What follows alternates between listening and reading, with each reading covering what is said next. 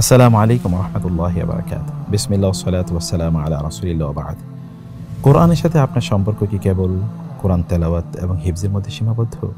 আপনি কি চান না কোরআনের গভীরে প্রবেশ করতে, যেখানে আপনি কেবল কোরআনের তাফসীর জানবেন না, বরং কোরআনের প্রত্যেকটি আয়াতে যেন আপনার জীবনের প্রতিচ্ছবি হয়ে দেখা দেয়, যেন প্রত্যেকটি বাক্যাংশ আপনার সকল সমস্যার সমাধান করে, এবং কোরআনের প্রতিটি শব্দ যেন আমাদের হৃদয়কে নাড়া দেয় এবং আমাদের অন্তরের এবং আত্মার খোরাক হয়ে দেখা দেয়। কোরআনের প্রত্যেকটি গল্পের অন্তর্নিহিত প্রজ্ঞা যেন আমাদেরকে পরিশুদ্ধ করে, আমাদেরকে আলোকিত করে, যেন আমরা হয়ে উঠতে পারি কোরআনের একজন গভীর চিন্তক, একজন প্রজ্ঞাশীল দায়ী এবং কোরআনের একজন শ্রেষ্ঠতম পাঠক।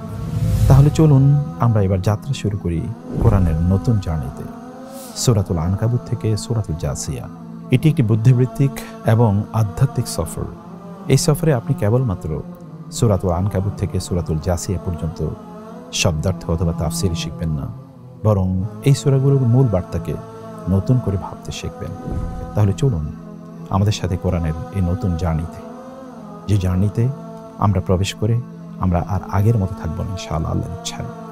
আমরা হয়ে উঠব এমন একজন মানুষ যে আমরা নিজেরাই কোরআনের স্টাডি সার্কেল, কোরআনের হালাকা এবং কোরআনের বিভিন্ন সেশনগুলো আমরা পরিচালনা করতে পারবো। আমাদের নিজেদেরকে এবং আমাদের পরিবারকে, আমাদের সমাজকে আমরা কোরআনের আলোয় আলোকিত করতে পারবো ইনশাআল্লাহ।